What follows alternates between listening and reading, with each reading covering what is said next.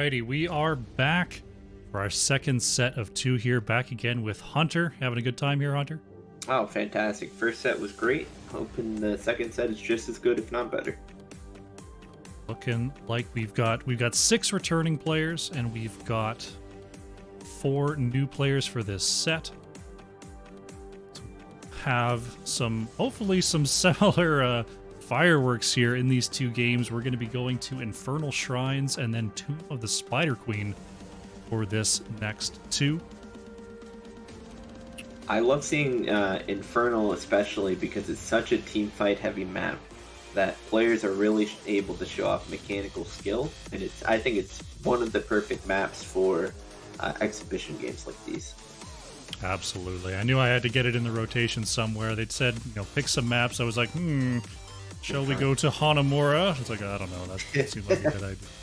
Perhaps Alterac Pass, because I like not watching anyone fight. Yeah, let's get some good team fight. Let's get some team fights going on here in these maps. Yeah, I agree. I think Hanamura is one of those maps where the objective is to fight as little as possible. Yeah. Just get both site camps and don't give up your site camps, and then, eventually the minions will win the game. I'm sure it'll be fine. Yeah, you'll be alright. Alright, our teams are about ready to go here. We're loading into Infernal Shrines in just a moment. Mail, there's no spot for fillers. Nope, we've got everyone here. Though, I'm sure if you're in the NGS Discord, you go over to the Free Agent Combine channel. If you've set yourself up as a possible sub, Wedge is working his face off right now, making sure that all the lobbies are full. So if you're interested in possibly being a sub, make sure you make yourself heard over there. Yeah, Wedge does a great job with these tournaments. I did a few NGS rounds. Won once, and Wedge every time has been fantastic. That guy does work. He's a machine out there. He knows what he's doing. He executes well. Very awesome stuff. We're waiting for the final ready for our blue team, our Blastoise boys today. We can get started up. Should be fairly similar skill level. We're in that sort of bracket here, so I'm expecting sort of the mechanical play we saw coming out from our first 2 games. We'll have to see whether the synergy is similar, because even on both of our teams in the first round, it was like they had been practicing for weeks. Yeah, I think both teams got together before, like a week ago, when they found out about their team. They're like, let's practice together, let's do a few scrim blocks so we can get the synergy down and put on a great show, because they were doing great on rotations, they were doing great on follow-up CC, dove on the same targets. Like, it was honestly crazy how much synergy both teams seemed to have. We'll have to see whether that comes on through. We're about to get our Infernal Shrines draft underway. Moist Venus dropping the 69. How you doing, my friend? Just getting set up with our second set here. Oh, my pleasure entirely. Love doing it. This has been a super, super fun event so far, as we have our blue team led by Captain Traxix with our first ban here on Infernal Shrines. Being such a team fight heavy map, may see some of those big team fight heroes. Do you think Diablo actually makes it through this draft here? I was gonna say, I know who's not. It's Tychus, because man, he's been first in every game so far. Diablo, I could see him getting through. Depends how each team wants to play it. There's a lot of really good picks, and you could even pull out some picks on Infernal, like Kerrigan, that you might not be as comfortable on other maps. I'm really interested to see how both teams draft this, and Chromie banned away. Completely agree with that one. Chromie going to be taken out, can definitely set up on the shrines, set up at a very safe spot, get some poke damage in. Can be a little tough to get those sandblasts onto kill targets, but you win some, you lose some, right? Yeah, especially her W does a lot of damage, not only to the stun targets, but also to the shrine itself. The shrine. I often go with the sight talent on Chromie, but on Infernal Shrines in particular, just having board W's out more often is so helpful. I agree. But we won't be seeing that as Chromie has been taken out, as has Gazlo and Johanna, interestingly enough, taken away by the red team. Yeah, that's I feel like they banned out pretty safe stuff on both sides. Johanna's the only one that's like kind of a maybe, but maybe they just really want to go aggressive, and Johanna's one of those anchors that makes it very hard on this map to go aggressive. Have to see what Red's plan is as it unfolds. Blue looking at their first pick here. It's going to be that Diablo with Tychus off the board. Chai feels comfortable picking up Prime Evil. Yeah, it is an early Diablo pick though. They do go for a blow-up comp. It looks like Varian, if he's going for tank, that taunt into Greymane, a lot of damage on Diablo. It happened. We got the Lily. Oh no. Well, hey, if you're going into Varian Greymane, Varian gets some deceptively large auto attacks with that trait, and Greymane doesn't do much else. Yeah, absolutely. No, I feel like the Lily pick was a fantastic one. Greymane now has to really watch out for it, because his main objective is to jump in on the target that gets taunted so they can blow him up. It's going to be real hard to do that with Lily blinds coming out. Surprised Red drafted so aggressively in those first two spots with so many picks left up on the blue side.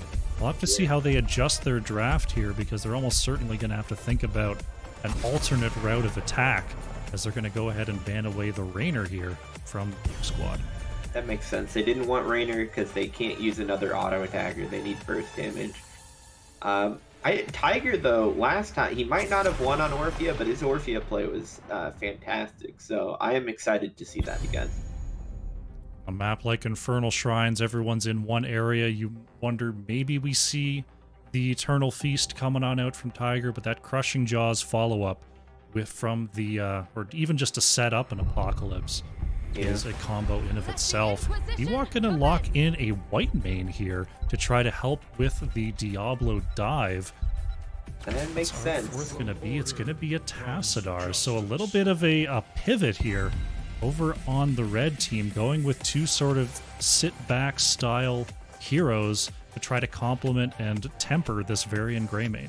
They still do have the burst with Tassadar. If Tassadar goes Q build with Varian Taunt and Greymane Bullet, they still could blow up Diablo, I feel like. If he gets a good taunt off, Lily might not have the healing to support that.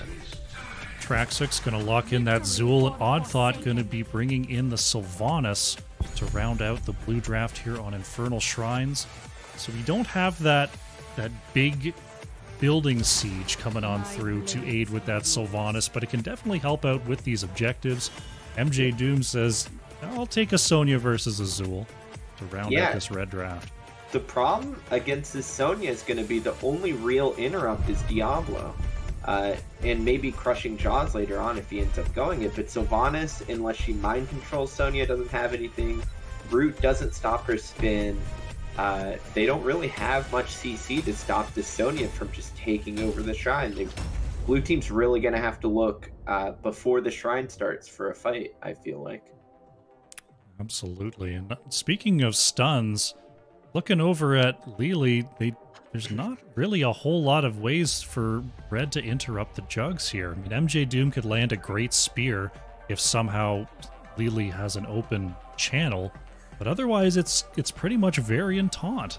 So it could be that the healing throughput, if that ult is the choice, may be enough to get through what Red's trying to put down here. I think you're right. I feel like it has to be Jugs' game because they need the healing. While I do like Water Dragon, it's very memey and good damage if people are grouped. I think the healing, if they manage to save up whoever the blow-up target is, whoever the taunt target is, they could definitely come out on top in these fights with the Jugs. We'll have to see what the choices are. We'll have to see how these teams approach it, as on the left in the blue, Chai is on the Diablo Symbolic, playing the Lily, Traxxas on the Zool, Tiger on Orphea, and Odd Thought on the Sylvanas. On the right in the red, MJ Doom on the Sonya, Xanthanarium on the Varian, Korsakov playing the gray main, Demon Grand on Tassadar, and Ewok is on the white main. Here we go. Game number 3 or 1. I'm gonna call it game number 3. Red and blue are an immortal squad. They may have switched a little bit, but we're 1-1 in this best of 4. Yeah, absolutely. Or 4-game set. I guess it's not a best of 4. Right now we see some Sylvanas cheesery in the bottom lane. Diablo doing a great job. I love this play from Diablo. Diablo doesn't join the siege because they don't really contribute. Just going to go up, get the dismounts, and that's a free tower going over to the blue team. Yeah, absolutely. And the only thing they really gave up was wave clear, but it doesn't matter too much because Track 6 on the Zool was able to catch it. Korsakov gets flipped over there by Chai. And yeah, like you said, Zool can double soak from level 1 and has just started to immediately. And so they didn't really lose much in the way of experience there for getting that tower. Yeah. Blue team's able to get aggressive here because while Diablo's kind of weak early, Varian's not a hero until 4. That is true. Like, Diablo doesn't have a lot of souls early, so not the strongest tank, at least compared to later game Diablo. But Varian, definitely not a tank until level 4, as we see both teams going ahead and working on their Khazra. Red, just, yeah, without level 4, they don't have the opportunity to really move across the map to deny this. I wonder if Blue is going to take an early bottom lane Khazra. Oh no, Korsakov couldn't get through for a moment there. Flipped right back into the body block. Oh, Greymane goes down as first blood. Pumped out so much healing there. It was a great catch by Chai to get the slam and then the body block. That was such a long body block. But Ewok pumped out so much healing there. Looked like a game glitch for a moment. Greymane just wiggling back and forth. Finally being able to get around, and Chai goes, nope, back into the closet, and just flips him back down. And Blue is going to take the opportunity. Sylvanas not the fastest wave clear, or fastest camp clearer anymore, but without the opportunity to invade, we'll end up picking up the 2-for-1 on these Cosmos. Honestly, it's still close in XP, though, despite Blue team getting the pick there. Chai just creating space here. Symbolic going to get the dismounts as we are going to have a Frozen Punisher on the bottom side. Both teams on top of the macro. Going to go ahead and grab their Shaman camps to time them out with this objective. Taking a look experience-wise, fairly even. The minions slightly ahead on the side of Blue. And of course that hero kill contributing to the very slim lead they have here. But I think both teams are going to get level 7 about the same time. Yeah, absolutely. Varian trying to clear away that bottom lane.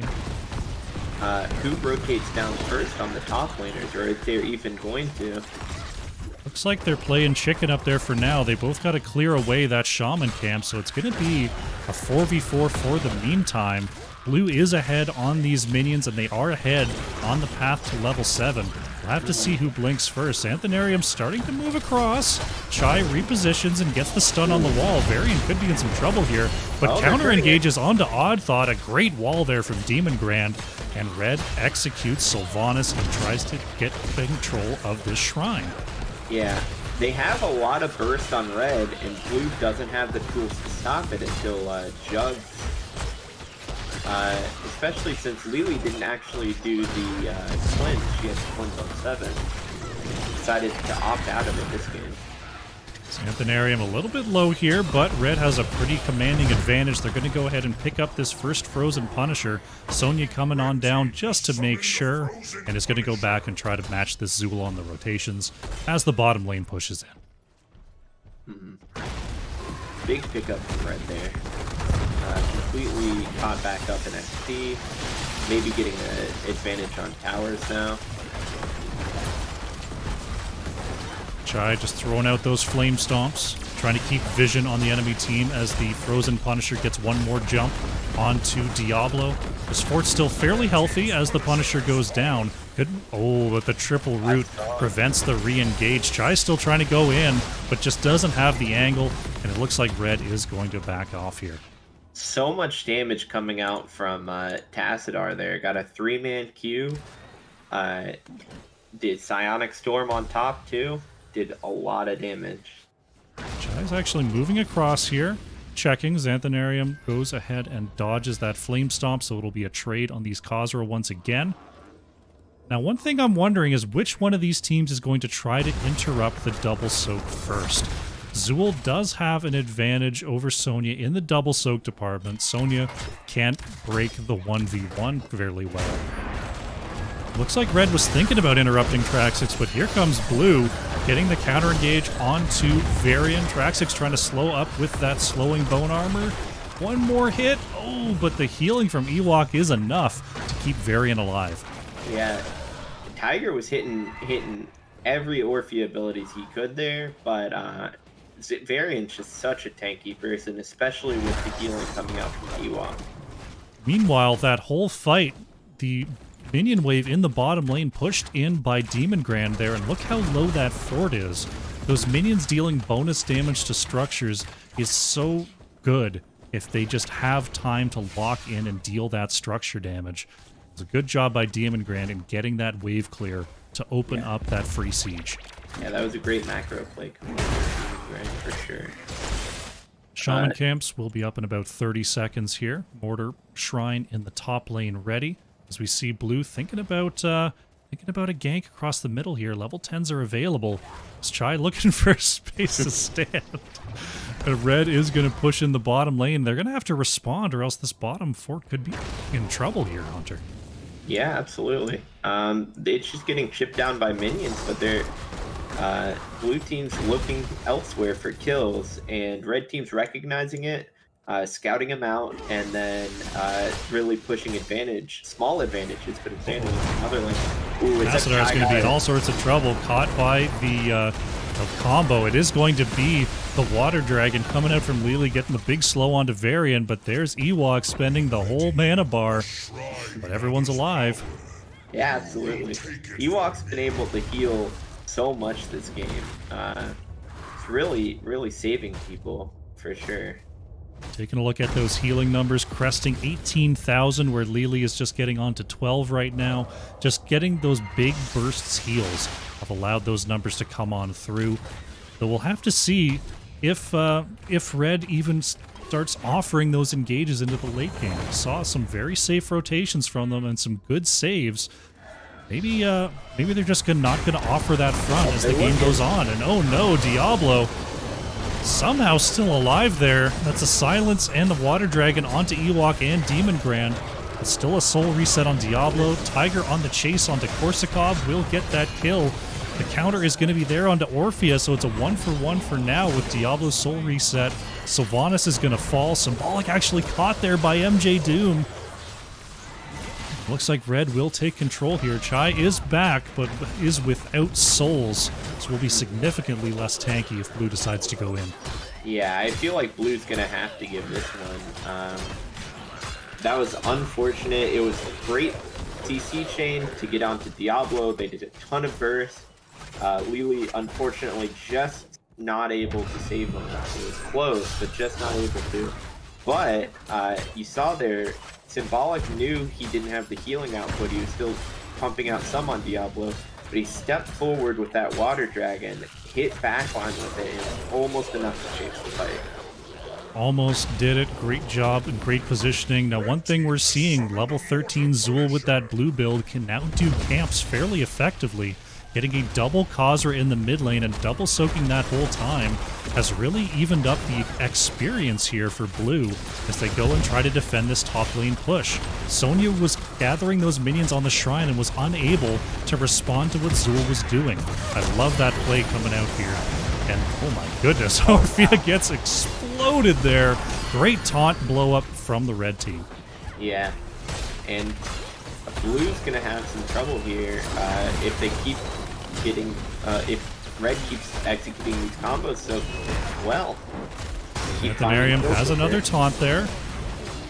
And taunt inside that Mortar Punisher damage really contributed there to the execution of Diablo. Very nice taunt timing from Xanthanarium. Yeah, he's making sure everyone's in range, everyone has their burst abilities up. He's looking at where Lily is, where the enemy team is, and blue team just doesn't have the burst damage to kill Varian straight away, so he's able to get these taunts off that are able to just pick up a kill every time.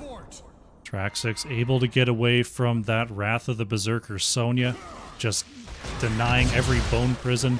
Bottom fort is going to fall, but the bottom fort of blue team will be taken out in response. So one ahead on the buildings here is the red team, and a little bit ahead in the experience department. But really, this game could still go either way, Hunter. Yeah, absolutely. These shrine fights so far have just been about burst, but if blue manages to disrupt the burst or to survive it somehow, they really can turn these fights. And red is going to have a lot of trouble getting away if blue is able to turn around and start fighting back. Zool coming on down from the top lane. Thinks better of it as the lane pressure was not there in the mid. But Zool doesn't have a lot of areas to go on the double soak. Doesn't have a top fort or a bottom fort. So the gank potential from red becomes all too apparent as the late game punishers start to roll in. Red going to go ahead and set up on this shaman. Sonya staying out of sight. I feel like red has been having to do a little bit of catch-up on the macro as Zool is just such a force on the wave clear. The wave clear over on the side of red is good, but it's not, you know, it's not Zool levels. So they're having to work as a team. They're having to keep an eye on this map as blue starts to run these lanes. Sonya does quite a bit of damage in team fights, but not quite as much macro as Zool, and Zool's doing a good job of exporting it and really pulling his team ahead in this macro. Got one Khazra left on the map over on the red side. It looks like blue isn't going to go for the invade. They're just going to get set up for the clear and get set up for the next objective. Both teams are on their level 16 power spike. There's the Khazra going to be pushing mid. We will have an Arcane Punisher being fought over here. Now with the 16 spike coming on through for both teams, I'm looking at the heroes here. Orphea, of course, has a pretty good 16 power spike. Tassadar starts to really lock in that damage. I don't know how this is going to turn out. Sonya is actually still stuck clearing the top lane. This could be a big advantage here for blue. Absolutely, and Zool's 16 might be enough to save the blue team from this blow-up. If he lands a good W, it reduces everyone's damage by 35% that he hits with it. That's a lot of damage reduction. Absolutely. Sonya has joined the pack. We now have blue having to clear up some lanes possibly or get this fight going quickly. Khazra pushing in the mid and the bot. Looks like Odd Thought on the Sylvanas is slowly clearing away that bottom Khazra. But with 31 minions, they do have a little bit of time. Yeah, blue might be able to just poke it out, try not to hard engage, and then engage when they have the protector, or the punisher, I mean. Xanthanarium playing very aggressively here. Chai looking for a possible shadow charge. Goes onto the back line. There's the Eternal Feast from Orphea. Slamming onto two. It's a triple kill coming on through. Varian, Whitemane, and Greymane are down. Demon Grand, with no possible escape, tries for a counter kill, but Tassadar is taken out, and blue poised to strike. Chai sounds the charge, and what a combination there. Absolutely. Chai just said, I'm tired of getting engaged on. I'm going to be the one engaging this time. Got a beautiful slam into a APOC with the Orphea ult on top. That might be game. They wiped 4 for 0. They're full HP going into this. Trying to get a keep, maybe more. The keep is definitely going down. Zool is in the top lane, so I don't think the core is on their mind. But maybe falling back to that mid fort, peeling up to that top fort, and really taking control of this map. But looking at this, they're starting to move forward here. Red team is starting to spawn. Blue is going to have to be careful unless they get a pick very, very quickly. There's the taunt under the core, and Lily is taken out. Blue overstaying their welcome a little bit here as Chai trapping Korsakoff in the Eternal Feast a little bit longer. Core is going to fall here to 82. Korsakov actually being chased out by Tiger. Great taunt there from Varian is going to save the Greymane. The core is still 62%. There's a lot of low members here on the red team. Tiger is coming in the background. Uh-oh, Chai's in trouble now. Pops the APOC. Now red is starting to turn this thing around. So Vanis is down. Tiger can keep juking backwards. I don't know if red can catch up. Oh, Rada will do it. Yeah, they get the 44% here, Hunter. Blue stayed a little too long there. It's hard to make these calls, especially with an exhibition match like this. You don't know everyone, but red did a beautiful job of turning it. Varian taunting the Lily, who was a little far up. It was a great job on that and blew him up. And then at that point, Blue just didn't have the healing to stay. They had to back out. Red going to try to reclaim their lanes here. Sonya in the top working on that Shaman camp. You're going to have Khazra pushing the mid and the bot. Now, one thing is we just had the Punisher down in the bottom lane, and the mid and top for red both have their forts still standing. So red is not in that bad a position here. Oh no, MJ Doom spears in too late. Tries to move in and chase out Symbolic. Chai is on the wrong side of things. Oh my gosh, Shadow charges on through. It's not going to be quite enough. I've never seen Diablo move that far in a team fight in quite a while. But unfortunately is ganked there. And red is starting to turn this thing around. Yeah, red. Both teams are doing a fantastic job here. It's still anyone's game. Sonya was a little late on going back in, but she did a great job after of zoning out 2 members of the blue team. And then they were just able to get the free kill on Diablo, who just couldn't have his backup because Sonya was in their face. Twilight Archon from Demon Grand is still active. Going to be trying to move around and get those auto attacks to keep that up. Now taking out the walls in the top lane, but red is looking for an engage. The taunt is good onto Orphea, but without Tassadar here, I don't know if they've got the damage. Tiger starts to move away. Korsakov with a swipe is going to get the stagger onto Orphea. Oh, and what a wall there too. Able to get a little bit more free damage onto the Zool. Really helping his team step up, especially with that Archon literally never ending. Demon Grand pushing that timer right back up to full with the siege here. We do have a shrine about to come up in the top lane. Demon Grand doesn't want to give up this Archon, though. Could they just continue the siege? They have the 5v4. Sonya is catching up the other lanes. I really don't mind just a little bit of extra siege here. Yeah, absolutely. They're still going to make it about in time, about the same time they would. And Orphea is still going to be down. So... Twilight Archon, of course, will expire, but, you know, sometimes all good things must end. That is a full cooldown. Twilight Archon cooldown does not tick in the background while it's active. 90 seconds from when it ends. So, I mean, if blue takes a fight in the next minute or so, they could have that sort of advantage. But with Orphea just now coming up, it looks like they're thinking about pressuring out this bottom lane and seeing if red is going to respond to this. It is a 44% core. Are they just going to go for it here? I think they step up. Once they see red start backing, they start backing and get a free clear on the objective. It's red has to make full back from red. Yeah, red has to back here because otherwise the core is way too low. They have no way of just sending a few people back. Now blue did a great job making. They forced out the backs. Now they get a free clear. This Punisher's not going to get much at all. But red had to back. I don't like. Do you do a half measure there if you're red? Do you send one back and maybe like the siege over on the side of blue is good, not great? I don't know. Like I guess that's the safe play. They've been winning these team fights. Maybe okay. I can see that call. You make the safe play. You know you've got the game in your control. Why take a risk? Yeah, and with it being at 44%, they do have. If they only send back a few people, blue has enough burst damage just to instant kill whoever they send back, and really go for the game there. Xanthanarium is moving across. Chai is going to see Varian, but Greymane's not here yet. This could be an opportunity for blue. The Unstoppable is good onto Varian. There's the Poison Nova.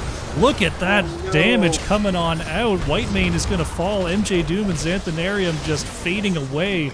Varian is down here, but Symbolic and Onthought are getting shredded by Demon Grand. Tassadar is finally taken out. Korsakov wants to get the kill on the Symbolic, but won't get it. Blue with the pentakill, and they're going to march on to the core.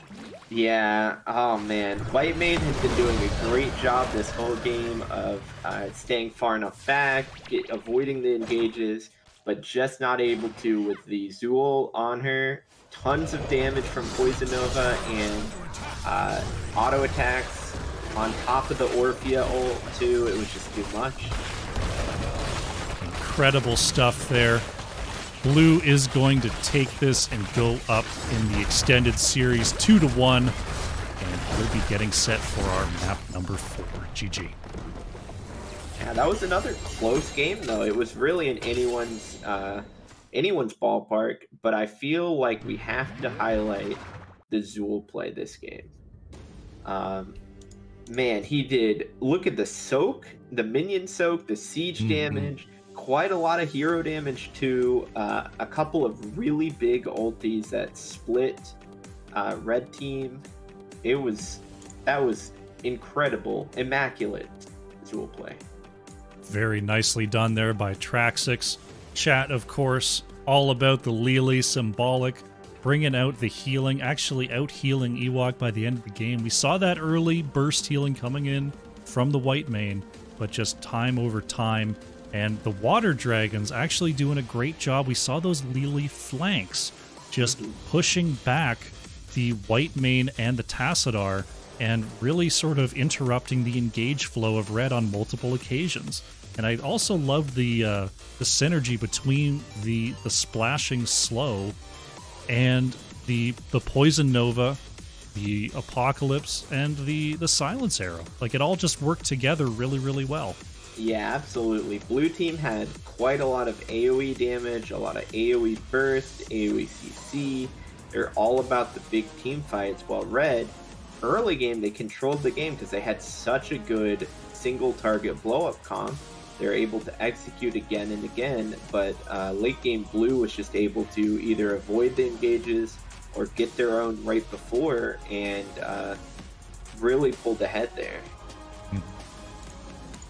All right, we've got our next lobby up and available. Gonna sit up here for our final map of this stream, Tomb of the Spider Queen. Afterwards, the games will roll on. Rackham, LFG will be picking up the slack for this, I guess, stream of games. We'll continue. Rackham's going to be ready right after this series right here. Tomb of the Spider Queen, a different sort of map. There can be a lot of fights. The fights have been coming hard and strong through all the games today.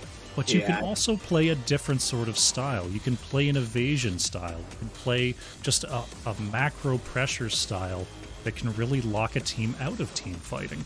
Do you think that's going to come through here, or do you think it's just going to be a barhouse brawl once again? With how these games are going, no, this is just going to be a fight. But yeah, they do have the possibility to do a more clear, heavy comp, focus on the macro. This is a good map for it. Guard the turn-ins, get your own, eke out ahead and wave clear, and win that way.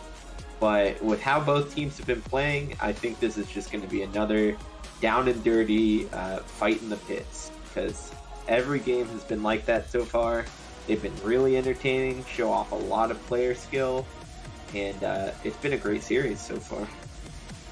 Absolutely. Just need to get Odd Thought into the lobby. Where you at, Odd Thought? See. MNO. There they are. I found them.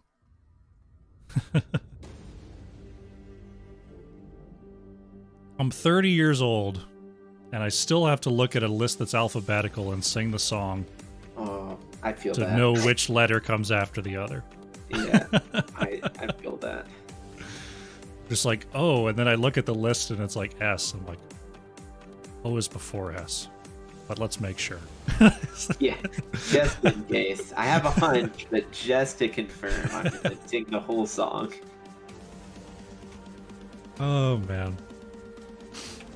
Alrighty, we've got our 10. We're waiting for the readies, and we're going to go into our final match of the evening. This has been an absolute pleasure to watch these teams play. The level of play has honestly surprised me. Yeah, it's been great. Started. The main thing I've been impressed with is these C chains and engages have been crisp, honestly. There's not been too many missed engages at all. It's all just been like instant engages. Everyone follows up. Everyone's all in on these fights. Very, very strong here. Will that continue? Will there be... I mean, we saw the Johanna ban there in game number 3. If you're thinking about banning a Johanna, this has got to be the map for it, right? Yeah, this is Johanna's best map. It used to be better before they nerfed the cooldown on her shield, on her trait, but still one of the best Johanna maps. Gonna be the Sylvanas ban. Respect over to Odd Thought, and Tychus for the 4th game in a row will not see the battlefield taken out here by Blue. Yeah, absolutely. Completely understandable. Gul'dan actually taken away. Now, Gul'dan is my favorite mage, and this is my favorite place to play him. However, that is not a widely held thought. So to see that banned away here is kind of interesting. Yeah, he is good on this map. I do think it's one of his best maps, but Infernal's also a great Gul'dan map. They didn't ban it there. I'm curious why they did it here. Xanthanarium can't wait. Snaps in the Diablo. Symbolic again says, you better ban it because I'm going to take it. It's going to be Lili for game number 4 here. We saw some great synergy with other AoE last time we saw Lili played. The AoE stuns, the AoE slows and roots. Hanzo does present that AoE stun, so there is still some synergy to be had there. Yeah, as we are locking in fast and furious. Demon Grand and Korsakov right back to that Greymane Tassadar. Yeah, it did a lot of damage last game. Makes sense that they're going to the well again, but they have a Diablo this time, so it's not quite as easy to blow someone up with Diablo compared to Varian, because Varian call out, hey, I'm taunting now, follow up, but Diablo pushes them around. You got to kind of figure it out with your team. Well, you've got to kind of do it in the reverse order too, because with the Varian goes in and then you can do the Tassadar wall. You've got time. Yeah. With Diablo, you've got to get that Tassadar wall up first to get your slam. Yeah. So it's a different style of engage, and we'll have to see whether Red comes through with that change, as we see Johanna was ultimately banned alongside the Stukov here. Yeah, I agree completely with the Johanna ban here. There's the Varian. They're just swapping heroes. Going to be Varian here for Chai in response to this Diablo. And we've got an Azmodan here for Odd Thought. Now, I know when I want to play Sylvanas and it's banned, my first thought is break out the Azmodan. Would you agree? I do think this is a good map.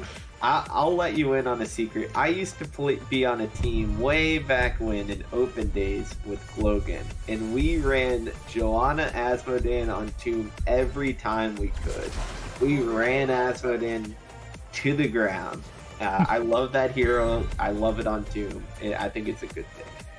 It works well on Tomb, whether you're stacking off the minions, whether you're stacking off heroes, whether you're attaching the laser. Everyone's just in range all the time. And I'm interested to see whether we can get to that late game Asmo monster here for Odd Thought. And we're actually going to see our first Urel of the day by MJ Doom. Yeah, both teams here, I'm surprised that they did less of a blow-up comp with Varian. They have more poke heavy, while Red team is really just looking for engages. You could see that with their comp. You could see it with their last gameplay too. They're looking. All right. We've seen some comps today that looked like they were going to sit back and poke. They were going to play for the late game, and then they turned into aggro machines. Yeah. We'll have to see whether blue team can turn this Azmodan Hanzo into a charging engage. I mean, it's, you know, try it. You could try. Lili's up there next to Varian. I mean, hang out there for a while. Maybe you go Varian Taunt into Dragon Strike from Hanzo. Keep him in that dragon. He's got the water dragon to slow him inside the Dragon Strike. Yeah, just pop all the dragons. There we go. And throw some basketballs in there too if he feels like it. D.Va is dragon adjacent. I saw her fighting a dragon once. Yeah. She's got the dragon skin right now. We figured it out. Yeah, they just wanted the dragon synergy from blue team out of this game. All right, on the left in the blue for our final game of the day. Chai on the Varian, Odd Thought on Azmodan, Tiger playing Hanzo, Symbolic on the Lili, and Traxix on the D.Va. On the right for the red team, Xanthanarium on the Diablo, Ewoks playing Anduin, MJ Doom on the Urel, Korsakov on the Greymane, and Demon Grand on that Tassadar, and the fight commences. Symbolic gets charged onto by the Diablo, but the blinds are enough to deny those auto attacks, and Lili will survive. That was so close. What a Urel engage onto the Lili there.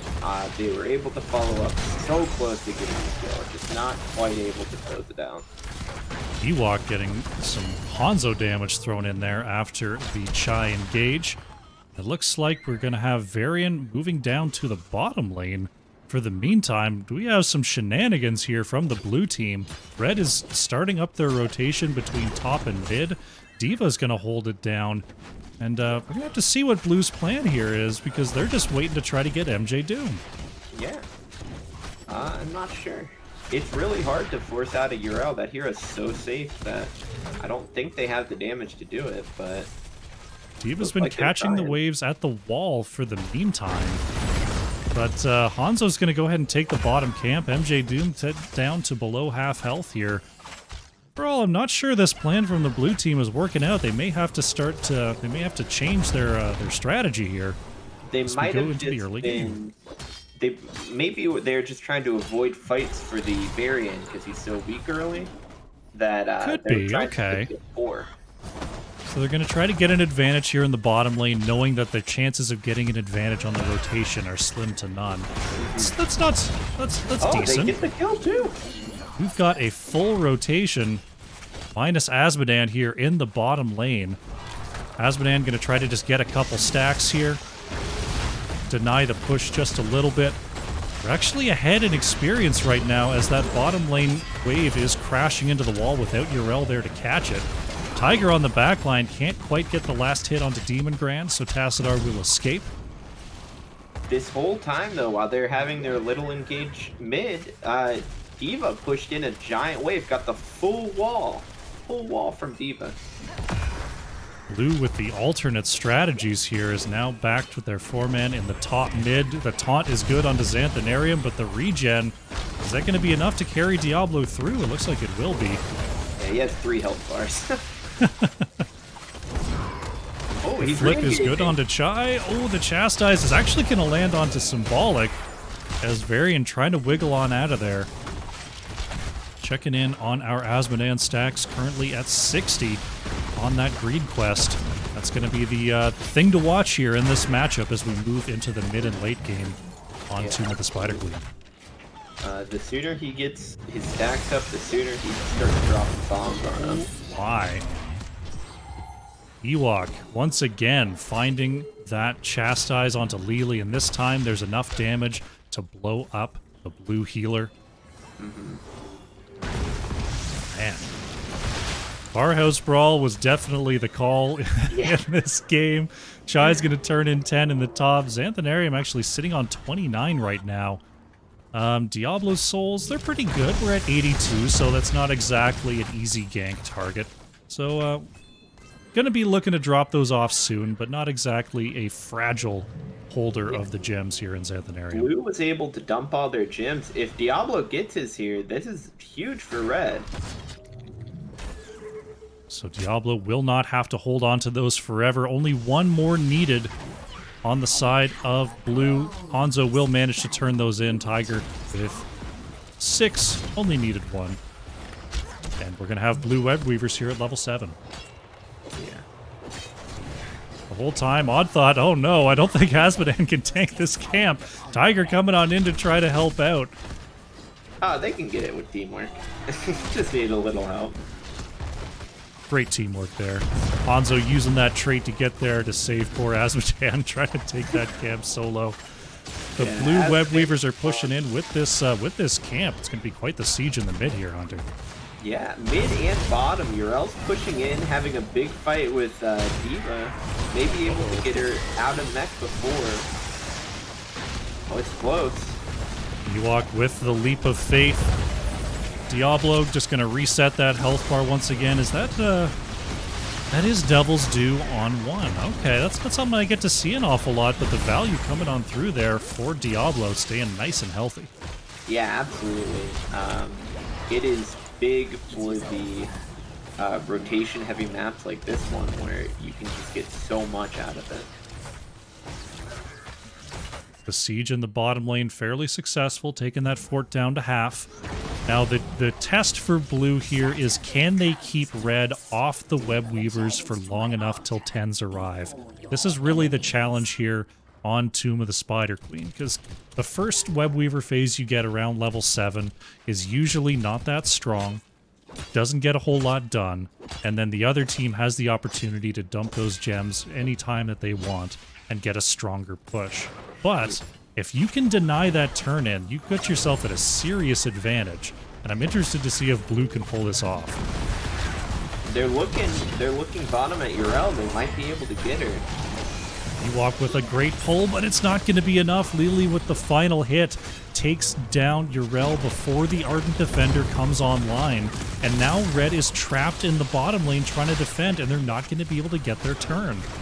Yeah, they don't have... Oh my god. Santanarium is 32. Oh, that's it for Diablo. Ewok trying to move up to grab those gems. Now 33 on Anduin. Yeah, I don't know if it's that much better. Ewok recognizing he just has to get out of there. Oh no, the Dragon Strike lands. MJ Doom walks up and picks them up. What a champion. Urel saves 27. Yeah, 27. They still lost 4 gems there, and there's going to be a big push. They might be able to get Diablo again. Low on souls. Diablo says, we're going in anyway. And goes down for it. MJ Doom gets the slow onto Lily. The fast feet coming on in. He went aggressive. He saw that wall, got a big stun, but it just wasn't enough. Oh my. Demon Grand says none of that. Gets the 3 quick autos and the shock ray. Greymane actually taken out over the wall there as Urel trying desperately to disengage, but blue simply will not let them. Yeah, this is back and forth. Both teams just engaging, disengaging. Look at the damage from Demon. Tiger. Oh. 25 HP on Hanzo there. 25. What's that build? We got the Plasma Shield, we got the Psionic Echo. Okay, I mean, it's nothing out of the ordinary. It feels like Demon Grand is, going into the tank a little bit there, pulling out some extra damage on these trades. Yeah. Red looking for a turn in. MJ Doom with the 34. Symbolic can't get in range. Chai's not there in time, so we are going to see a red web weavers as the Water Dragon used to peel away. But blue delayed that for a really, really long time. They've got everyone up for the defense, so I think blue comes out ahead so far in the exchange of objectives. Red used Light Bomb there. They still don't have Archon, so they don't really have the ultis to push in with this. Ooh. Dragon Strike comes out, is going to put Korsakov and Ewok on the wall. MJ Doom will get away.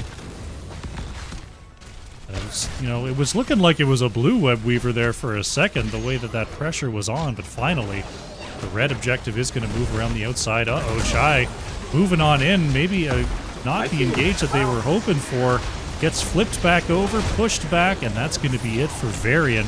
Traxix trying to drop off a bomb and get out safe. Oh, yeah, almost hit by the Chastise again. Yeah, that was close. If he didn't drop it there, he wouldn't have been able to drop it, I don't think. My god, Demon Grand just walks up, cues 2 people, thank you very much, walks away. Man, what? I feel like when I play Tassadar, I didn't download the Tassadar DLC or something. Where's my pay-to-win damage like we're seeing on Demon Grand? Really, really good stuff out there. Yeah, absolutely. Demon Grand really showing how much of a threat he is on this Tassadar. Both games now.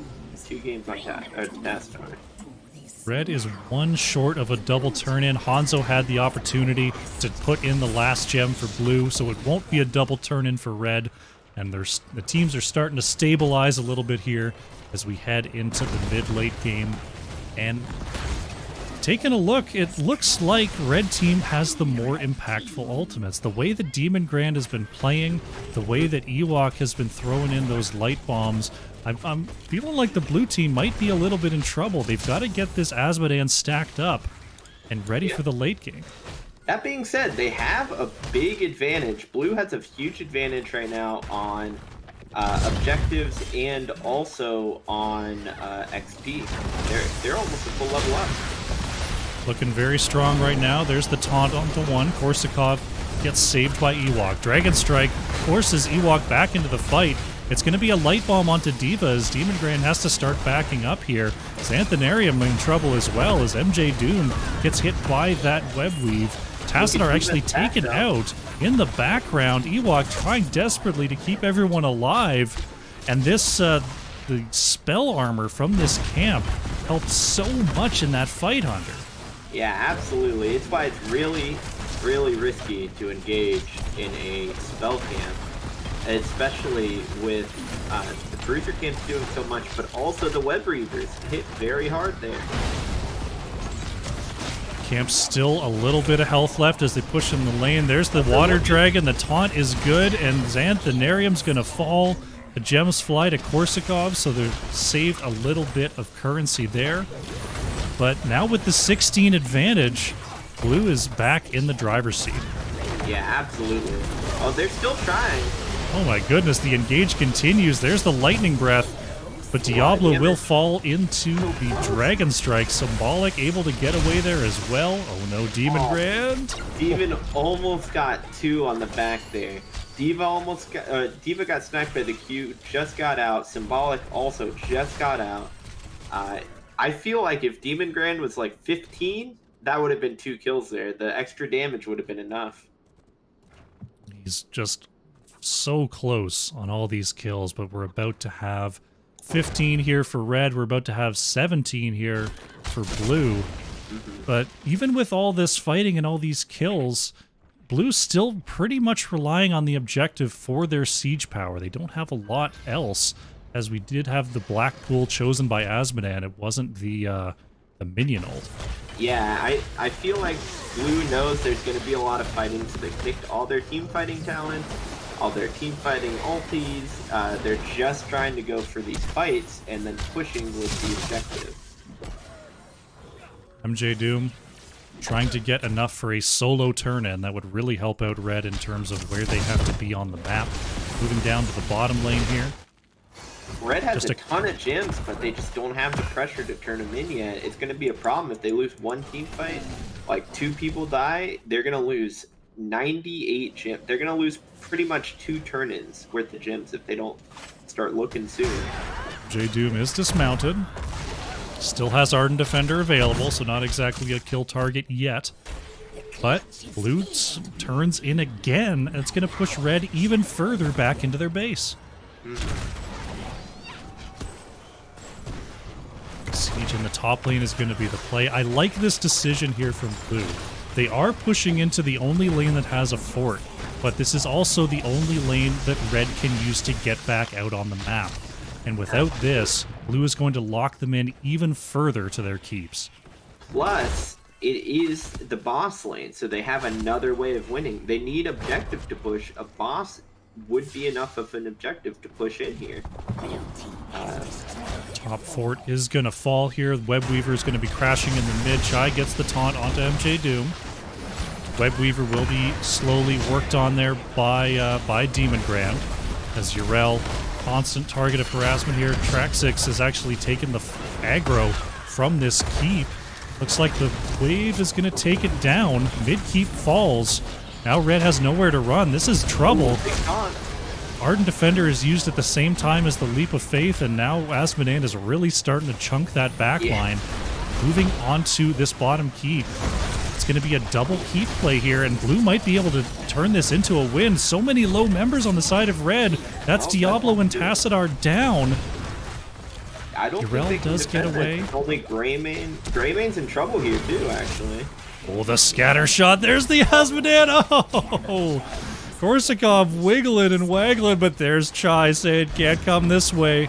There's Tiger coming in as well. Oh my goodness. The core shielding is gone. 65%. Greymane has to come back in, gets taunted by Varian. Oddthaw's got to be careful here. MJ Doom is moving up and knocking him around. That's Asmodean down. Urel able to get away. The core's at 25. Do they actually have enough siege damage to take out this core? Oh, it's the minions. The minions are here. And Blue, a very, very strong performance there on Tomb. Absolutely. Yeah, that was the strongest performance, I think, so far of this series. Well, completely of the series. They had a game plan going in. They knew they were going to be team fighting a lot, so they didn't pick the split push ults or the split push talents.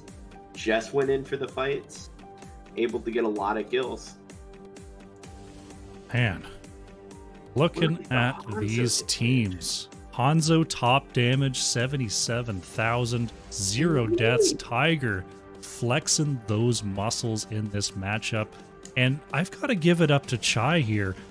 The choice of engages, the follow-up from the team, Chai always seemed to be in position to grab a great target in that taunt. Ewok had some fantastic saves, but in the end, was that a 12-second cooldown versus the 60 from Leap of Faith? First minute, yeah, absolutely. You just can't save that every time. That and Ewok had a great game on healer. Symbolic, though, on the Lily, kept up in healing with Ewok and did second highest damage in the game.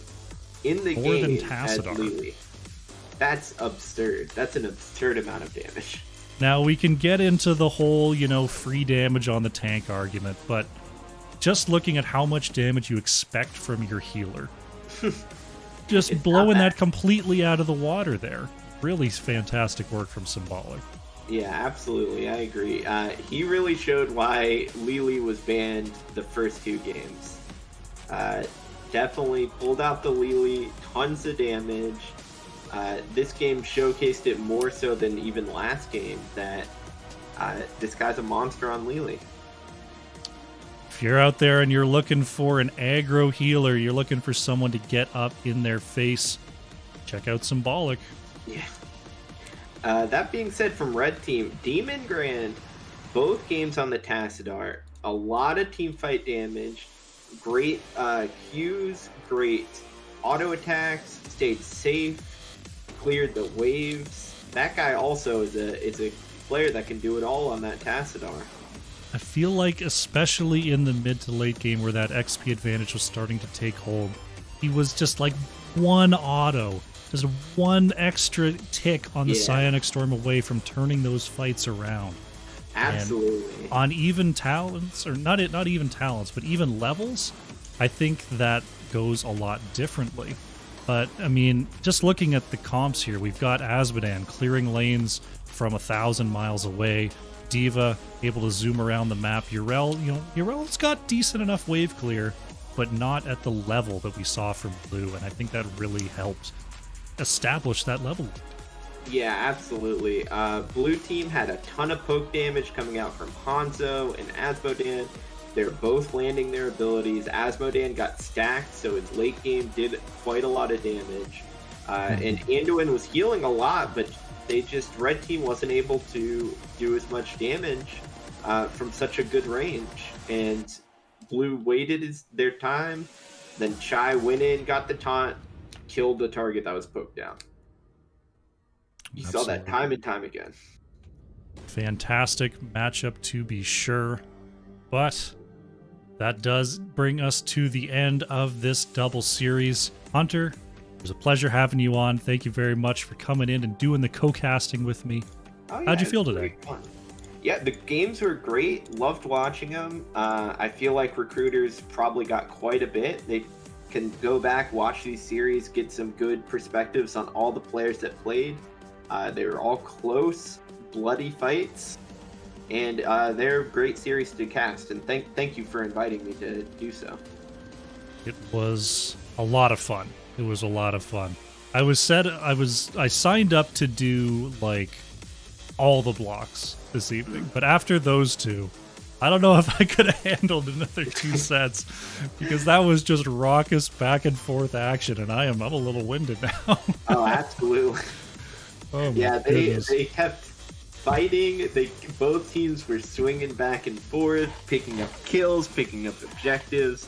I don't think there was a minute in either of those games where there wasn't a team fight. Like every minute there is a fight. Absolutely. Just awesome stuff to watch. Everyone out there checking out the stream today, thank you very much for hanging out. If you were in here scouting, in here watching your friends, cheering them on. Yeah, quite a show today. Absolutely. So, as we close things out here, Hunter, once again, thanks for joining me. Anything you want to plug? Anything you want to promote? Nope. Just having a good time casting. Looking forward to casting a few more if I get invited to an NGS, CCL, any tournament that I'm invited to. If you want to check out my Twitter, it's at HunterCJR_Knots, N-O-T-S. And I'll be posting on there if I do end up casting more, if I end up coaching. But yeah, no plans just yet. So stay tuned. You've got about a month until NGS proper starts up. There will be plenty of games to be had there for sure. All right. As for me, you can find me here, twitch.tv/thecrushinator. If you want to see all the casts that I do, all the gameplay that I've been putting forward recently, just give the channel a follow and you will see when I go live. When I'm not here, you can find me on Twitter and Instagram at thecrushinator. And you can find every cast that I do and everything that I produce over on YouTube. Just search The Crushinator and you will find me.